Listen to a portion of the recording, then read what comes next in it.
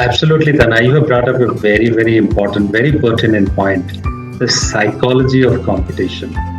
What really drives competition? What drives this spirit of competition? I think if we go back and dive deeper into it, we come across a few things. I think some of the reasons are, first and foremost, could be a real threat or a perceived threat. You know, when human beings believe that there is a threat, they see a real threat, or they perceive for whatever reasons that they're facing a threat, they tend to ignite their fighting spirit, the competitive spirit, and they kind of try and compete. Well, you talked about how do I compete with myself? How can we have a competitive environment where competition drives excellence in every competitor, right? So it's not win and lose. It's not you versus me. Well, while each one of us are trying to achieve excellence, but in the end, everybody becomes a better version of what he or she was. Yeah, definitely competition is good to an extent, yes. And as a consumer, obviously, I would like the companies from which I consume products, I consume services to really compete, because that is when the prices in the market come down and I get the benefit of it. But that apart, right, I will talk about my personal observations with respect to competition. I have observed that whenever we are looking at short-term outcomes, short-term goals, then competition really helps.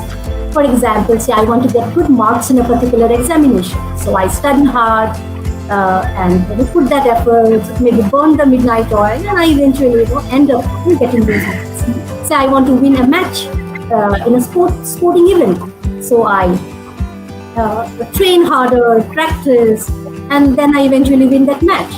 So whenever short-term goals are there, that time competition really pushes me to put in that effort, and which in turn helps me achieve those outcomes.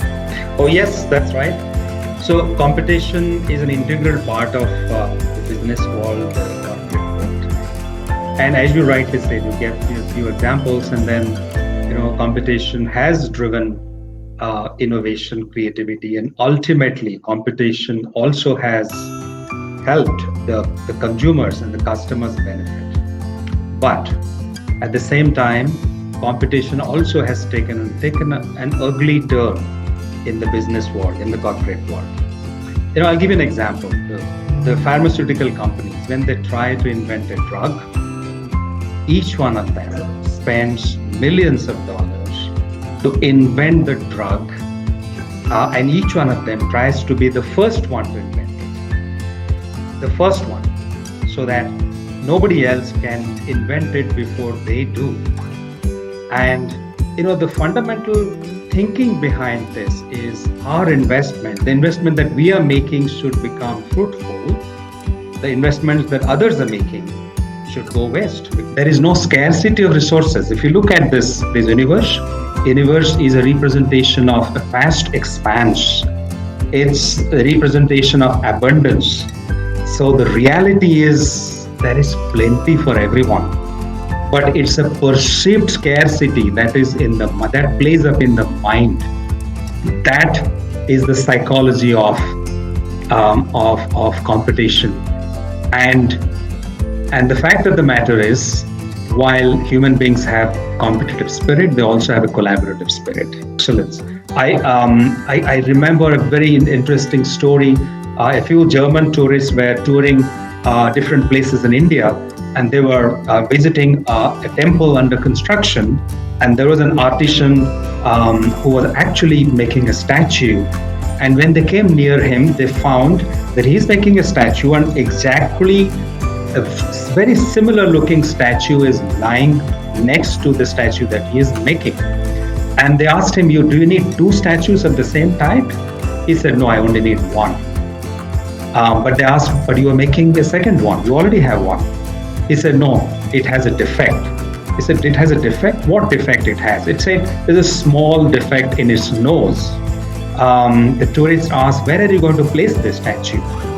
The artisan said, "I'm going to put it on this pillar, which is 40 feet high." The tourists were surprised. They said, "A statue? You're going to put it on 40 feet high, which has a small dent in the nose. Who is going to notice this?" The artisan said, "I will notice it. I know that it has a defect." This is passion for excellence.